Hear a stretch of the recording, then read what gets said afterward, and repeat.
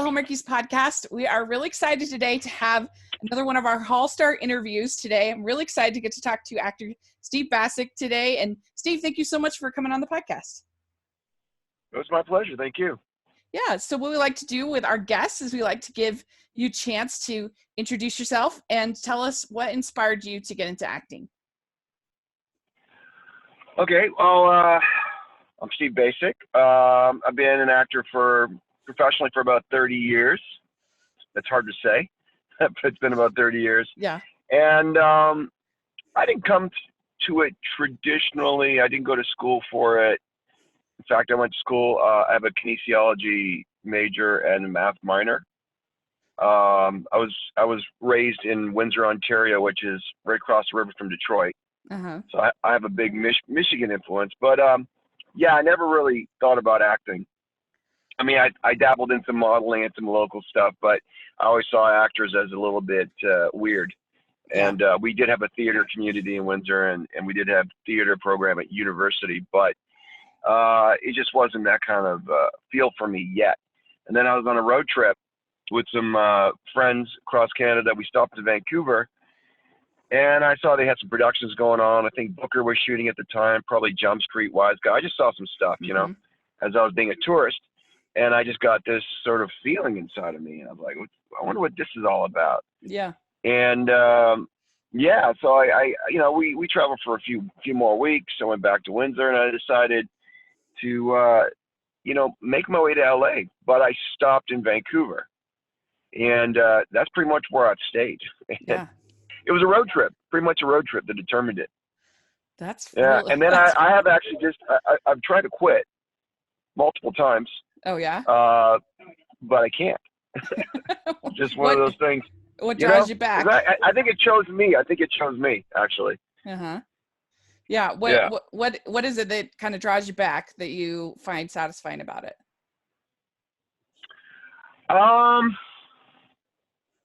As far as work goes, yeah, it's some of them, you get a chance to, I think you just get a chance to be a little bit more creative. Especially if you approach it now the way I'm approaching it, definitely. But yeah, I mean, I grew up in a town where, it was auto industries back then. It was back the big three, Ford, GM, Chrysler. Most of my friends were either engineers, pharmacists, or they worked in the auto plants.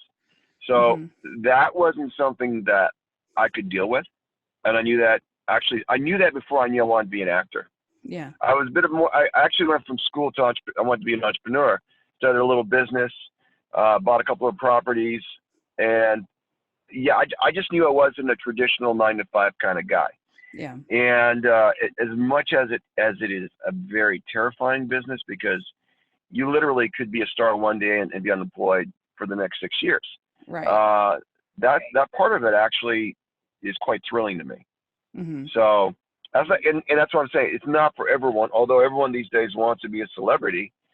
Not very many people understand the amount of work, dedication, and perseverance that it requires. I don't think a lot of people respect it enough. Yeah, I certainly didn't have a full understanding of it, that's for sure. Yeah. I think that like part of being a grown-up is deciding what repetitive tasks are you comfortable doing for the rest of your life. Like, I mean, it just, no, like every job, even ones that sound like very glamorous, is like whittled down to a bunch of repetitive tasks that you do over and over and over again. And you have to find the thing. And you know what? Yeah. Yes. And acting is no different. Yeah, for sure. People think that it's,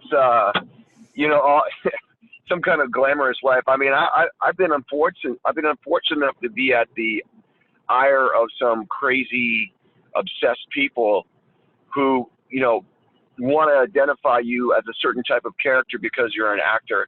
Yeah. It doesn't really matter what you do. Your character is not determined by your profession. And so they think that, they think you're full of yourself. They think you're this, you're that. No, it's got nothing to do. Like for most of us, it's a matter of expression. And also if you approach it properly, there's craftsmanship in this thing. There's a dedication that's required, and perseverance that most people are numb to. They don't want to do it. Like they don't want to work for free. You know, literally when we go for meetings, I'm putting in hours away from my children, or a beautiful day, sunny day here in Vancouver, or rainy day, I should say, but it's sunny today. In order to potentially go for a job that probably isn't even there. Right. So yeah, you got to fall in love with the process. You got to fall in love with, you know, just doing it to do it, not necessarily get the job, not necessarily. It's not for me personally. I don't care for recognition. I don't care for it at all. I don't like being approached, you know, in public. I like people. I was always you know, even back in my hometown, I knew a lot of people. I spoke to a lot of people. Yeah, so I was a very friendly person, right, but not when I'm required to be a friendly person. Yeah. If that makes any sense. No, it does. It totally does. You know? Yeah, and I mean, if you're lucky, you find something that you were going to work with nice people, and you get to ideally improving, and I think you know, that will make, because we spend so much time at work in our lives, and you just hope that you can find something that well, and that's absolutely, and there's the irony as well. I mean, I've been at it long enough to watch people come and go. I mean, I think one of the things I took away from being, you know, born in the area I was born is, like, I was used to recessions. Like, you know, Windsor and Detroit were pretty much in sync. So every 5 to 7 years you'd get a recession. Because, you know, they'd have to retool, you know, the world economy, blah, you know. So I was kind of built to be a grinder, you know, and what most people don't understand is to be appreciative when you've got it, and also humble. And, you know, there's people that are kind of new to the business, or maybe they've been around for a while, and they forget that, you know, you're lucky if you get the work. I mean, yes, you should work on your craft, but you're also fortunate because there's probably another 20 to 100 people that could do exactly like you. But for whatever reason, you were chosen. Be grateful, and, you know, and if when you are grateful on a set, then everyone's grateful, and everyone's then you are having a really good time, and you're getting paid for it. And those are the magical times, you know. And I've been fortunate in that I've worked on sets that were mostly like that. I'd say 90%, 95% of the time, but it all takes that one ungrateful person. You know, for sure. Like, there's this actor joke. This actor's been going out training for 10 years, hasn't gotten a gig, like hard work. Is you know, he's getting complaints from his family to quit. Finally, he gets this job. He calls his wife up and says, "Honey, I finally got this gig, my first gig." And she goes, "Oh, it's amazing." He goes, "You know what the best part is? I got tomorrow off." So nice. As soon as you finally get on the set, an actor wants to leave. It's hilarious. Right. You know. That's funny. Yeah. So very paradoxical. We're a weird bunch. Yeah. Do you remember when you got your first gig? Were you like super excited, or because you kind of were? Oh yeah. It came. It was really weird. I did background work. Not much of it, though. I realized I really didn't like that. But I met a couple of actors early on in their career. There was Steven Dorff, who I met when I was working at a restaurant. Ethan Hawke was another person I'd met. And they actually individually, different isolated occasions, that asked me if I wanted to come. And we hit it off. They were like kids. They were still in high school. But it was funny. And they said, "Hey, you know, you should come be on the set." All they could do was give me extra gig, right? But I realized I didn't really want to do that, but at all. And but I was auditioning. I think it was my third audition in. I went in for maybe like a 6-liner on 21 Jump Street. It was her last season. And the cast, it was a pre-read. So the casting director, she didn't know me, so she wanted to pre-read me. And she said, "Well, you know, actually, you're actually 20. I think I was 25 or 26, because you're a little too old for to play a high school kid." But I had the wits to say, well, the star, it was Michael Bandetti at the time. I said, "I think I look younger than he does." Right. And so she kind of looks him up. She goes, "Yeah, actually, you're right." So she goes, "Okay, go ahead, read for me." So I read for her. She goes, "Okay, come back in a couple hours." So I go in, do my thing, and there's a director and producer there, and they like me. They go, "Hey, how do you feel about reading this part?" So they give me a couple more pages. They liked me again. They said, "Can you come back and do these 2 pages?" So I do another scene. They did this 3 or 4 times. And this is just before Christmas. And they basically my agent said they're in love with you, but we don't have a formal offer yet. So I went from about 3 to 6 liner to the guest star. It was one of the biggest parts they'd given any Canadian actor at the time, on Jump Street. So I went from no lines ever to about 40 pages of dialogue. Yeah, going too old to 40 pages of dialogue in an audition. That's not bad. That's not bad at all. That's cool. So your first... that was the start of it. That was the start of it. So that's great. Yeah. So your first work, I think, for Hallmark was When Calls the Heart. Is that right? No, I had done way back when. I believe my first major role on a Hallmark movie was The Cult. This is back when it was when Hallmark wasn't doing so much stuff. It was one of the best scripts I've ever read. I can't say that the production did it justice. It was a good movie, but it was a script. The Cult, yeah. Yeah, I've heard of that. It was I believe it was a Pulitzer Prize winning short story by a Russian novelist that was expanded into a film for Hallmark. And I remember I was between seasons I was working on Stargate, and I was just between seasons on Andromeda. I was a regular on Andromeda. And so I'm given the script, and I'm like, wow. I mean, it made me cry. It was heartbreaking. It was beautiful. And again, unfortunately, it did not translate as well from the page to the screen. But I think I'd done Hallmark before that, but that was one of the more, I was one of the leads in that one. It was one of the more significant projects that I worked on for Hallmark. I'll have to check that out. That sounds interesting. But you're... Way back when. We're talking like 15 years ago. Yeah. So your character, though, on When Calls the Heart was quite a villain. About the framing that fire. Yeah, depends how you look at it.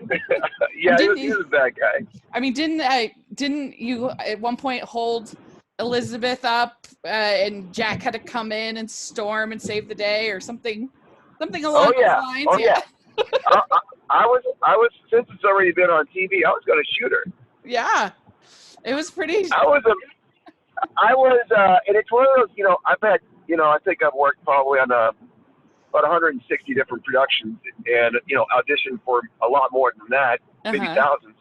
So I usually don't remember very much. I have a great short-term memory, but once it's gone, I got to get the next project in. Right. I usually don't remember my character names, but Spurlock, I remember. It's such an evil name. Yeah. And but that's where I met Lori Loughlin, and I met some of the Hallmark people. I was reintroduced to a lot of people, and but it was fun. It was actually gritty. Actually, the first season was very gritty. Yeah. I worked with Michael Landon Jr. He was director, and it was his show for the first season, and he had a different vision. and so it was. I enjoyed it. I really did. The Hardys weren't too upset with you for. Okay, it usually is.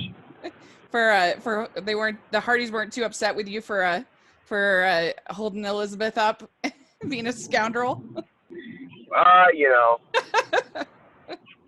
Yeah. I mean, I'm not even going to comment on real life, but hey, I got to tell them, but I got stories. Yeah, I'm sure you do. Can I tell you a little story? I'm going to tell you one of the stories, okay? Please. For the Hardys. Yeah. So, my character, Spurlock, okay? Yeah. We were shooting four episodes all at the same time. They were block shooting. And from day one, they all knew that my character was going to get taken out by the Mountie. And they're like, oh, by the way, you just got to fall on the ground. No big deal for a big guy like you, right? And I said, no, I'm not a stunt guy. I've learned because I've done a lot of action before, gotten hurt, not got paid. So I said, no, it's fine. Fall on the ground. We should probably get a stunt guy in. I know a guy. They're like, oh, come on. And so word went around camp. I got teased mercilessly by Elizabeth, by Lori, by every director, you name it. I was even going through a McDonald's drive-thru and I got teased by someone because they heard about it. They said, you can't even fall on the ground. You can't fall on the ground. So finally, we get to the day when this horse and this Mountie are going to come by, and he's going to whack me with his rifle, right? Knock me over. Uh-huh. So, and I filmed it. I got my buddy Nick Bacic to come in to double me because he usually doubles me. Mm-hmm. Anyways, I noticed, wait a minute, this isn't the same horse. This is a massive horse. I go, where'd they get this horse? It's a rodeo horse. Mm-hmm. And I'm looking at the rider. I go, that's not, who was playing the mount? That was, I'm blanking on his name now. Daniel Lissing. Daniel, of course, Daniel. It's not Daniel. So they got a double for the rider. They got a double for the horse. And he wanted me to stand on the ground and let this massive creature run by me full gallop while he whacks me with his rifle. Yeah. And so I'm just watching all this unfold. The first thing that happens is the horse doesn't stop. The first test run. And the rider goes flying over the reins into the forest. What? That's the first take. And that's a practice take. And I'm going, oh my God, did I ever dodge this one? Then they finally get the horse sorted out. They get the rider sorted out. They put Nick in. First whack, the horse runs Nick over. Oh. So I had a few choice words to say to the people who had teased me. Yeah. Yeah, I think I'm not going to repeat them on air. It was a good laugh. I'll tell you, you could hear the pop of the horse's harness hitting Nick from about 30 yards away. And luckily, like, Nick's a stunt guy. Nick knows how to fall. He knows how to move with the animal. You know. Right. Me, I barely know how to tie my shoes now. So, yeah. So I think you won that argument. That's for sure. Well, it didn't get me very far, though. I mean, it just made me look petty when I started calling them names. That's funny. But yeah, I'll use that one whenever I get a chance. Yeah, that's a good one. Yeah. So with Garage Sale Mysteries, one of the things I liked about it was that it was about a family, and because most Hallmark movies and shows are about singles that meet and fall in love and whatever, but this was about a married couple and their kids and her having these mysteries and whatever, and I think that was something special about it. I agree. And so what was it like kind of building that chemistry and kind of creating that family dynamic and making that show work as well as it did? Well, I mean, again, for myself, I am a family guy. And I'm also a very supportive person. So it worked out because Laurie's character Jen she was a bit feisty. She was a go-getter. She was curious, and I was very supportive. And so no matter what situation they were going to put in front of me, I always found the humor in that. And also we ended up getting rolling and having a great chemistry, both with the children and with each other. And I think that showed on screen. I mean, it was even though we're doing a murder mystery show, we showed a lot of love and humor within the family dynamic, which I think was great to relieve some of the tension. Because when you're dealing with murder, it's not a very pretty topic. So I think we walked that line really, really well. And it's interesting because I came more from the world of, I used to do a lot of sci-fi and action, and that's where my bread and butter was mostly before the Hallmark came along. And so it was really quite a nice change to not have to worry about getting muddy or thrown from, beat up or, any of that stuff, and just kind of be a relatable human being. It was enjoyable, and it was one of those sets where I loved going to work. It was a family to me, including the crew. We do about 4 of these a year, and I used to hug everybody. Now you can't anymore. You can't hug anybody, but it was mostly the guys I hugged. Just so we know. Well, but it was a lot of fun. We had a great time. We had Sarah on the podcast a while back, and she's just so fun, and it just seemed like everybody was really down to earth and really fun in that cast. So that doesn't. 100%. I mean, we laughed. I mean, they had to stop us from laughing. That was the problem. sometimes we got carried away. I'm not gonna throw any names around Kevin O'Grady, but yeah. you know, Yeah. did you see us on Home and Gardens? I think it was Home and Gardens. We did it. Kevin and I did an interview with Cameron and Cameron. Yeah, I heard about. Yeah. I'm behind on my. I didn't see it, so but I heard about it. That was about a year. That was about a year ago. Yeah. Oh, yeah. We're rascals. Let me just put it to you that way. But mostly Kevin. So mostly Kevin. Yeah. Yeah. Do you have a favorite? I mean, you said they kind of all of your projects kind of meshed together, but was there one of those movies that stood out as being, your favorite, or that kind of meshed together? Of the Garage Sale Mystery one? Yeah. Oh God. Really quite hard to say. I mean, we did one where Connor, I think it's Danthrope is how you pronounce his last name. He played my son. We had one where we decided to go camping, mm-hmm.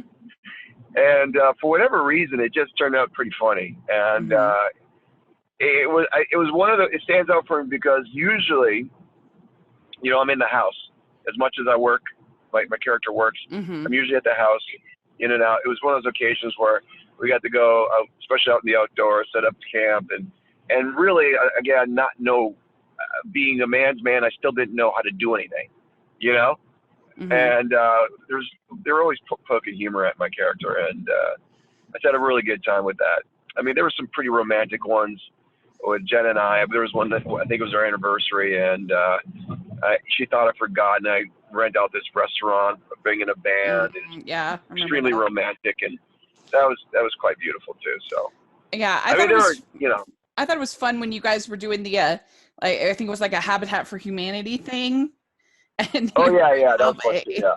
Danielle Ava, and that was a fun one. And I also liked the Pandora's box with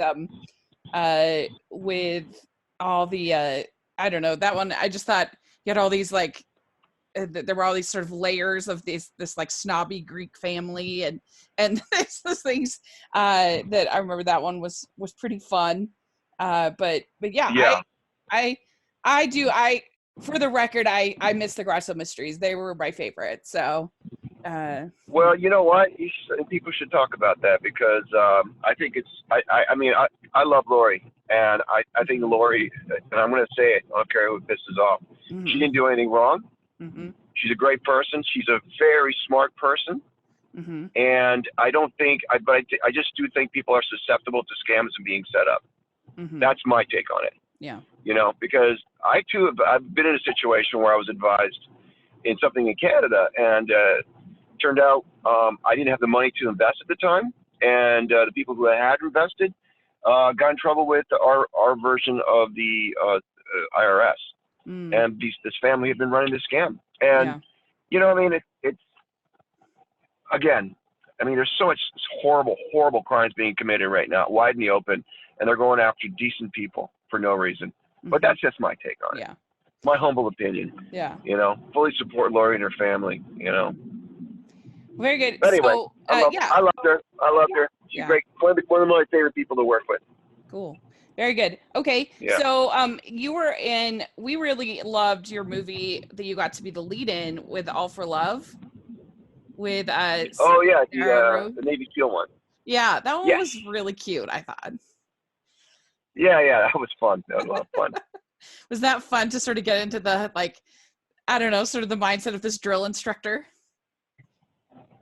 Yeah, that was kind of a combination of what I was used to in terms of, the physicality of my characters, and mix that with a rom-com in Hallmark. So it was kind of a very interesting hybrid, and it was a great experience. I really, really enjoyed working with Sarah and the whole team that was associated with that, including the executives that brought it in, and I really would love to do more of those. And we shot that pretty fast, but we actually, I don't know if you know this, but behind the scenes, we ended up teaching everyone that dance. You're the one where you shoot your arms side to side. It was really hot for a while. So when they wrapped me out, they put on a song that I've been dancing to the whole time. the director did, and we were in this one spot for a book signing. It was a scene with the book signing, Yeah. and all of a sudden, everyone starts doing it. Oh no, it's like It was a mob it was like dance. a mosh pit, mosh Yeah, dance, yes, flash dance, yes. that's so funny. So yeah, that was amazing. That was amazing. Because So we've interviewed that yeah. director, Lee Friedlander, and she's a lot of Oh fun yeah, too. Yeah, we yeah. love her. Lee was hilarious. And I just thought We had a really great time. it had a really classic romantic comedy dynamic to it, and I loved how you wrote her the letter at the end. Like that to me is very romantic. You can write a letter. Yeah. And Mm-hmm. and I, she's so great. I thought you had nice chemistry, and I loved the scene where you're teaching her how to swim. That was really really good. That was really that was sweet. a lot of time in the water. I tell you, it wasn't. Was it? It was a little cold. It got cold. It really did. Was it? I remember Okay. that day. We ended up we're in a place. It was a gym. It was actually a functioning gym, Uh-huh. and I guess they didn't lock it all down, and so there was so much noise going on. That wasn't the most fun. But I thought it was humorous. I really just you just take what obstacles get thrown your you go, okay, I'll just roll with this. Listen, that's my personal opinion on it, but yeah. That was a lot of fun. Uh-huh. I wish we had a little bit more time with that scene, though. Yeah. We were a little stuck for time because of the location problems. That makes sense. I think it required. I think we would have had even more. But we had a great connection, I thought, but it would have been a little deeper, I think. Yeah. So you were a villain in The Joyous Christmas, and as I was wondering, when you get to play a villain in these Hallmark movies, you're the wrong guy, or you're the murderer, or something like that. Or you're the bad businessman in Joyous Christmas. How is that? Is that fun to do? Kind of tap into that sort of villainous side? Oh, for sure. But my approach to all of it. I mean, sometimes it doesn't work for the Hallmark world. Because Hallmark does like to make a good guy really, really good and a villain kind of good.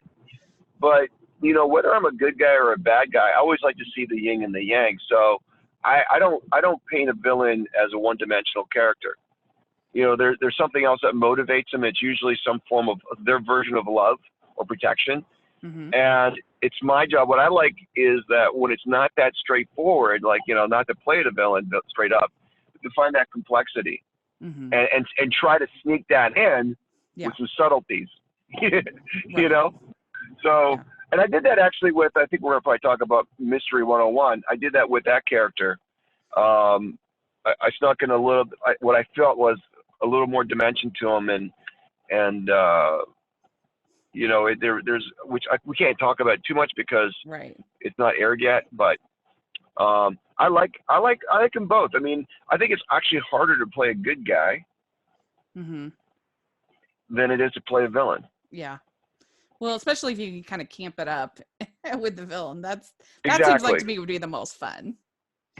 I mean, I like, and that's the thing. Trying not to making it funny, making it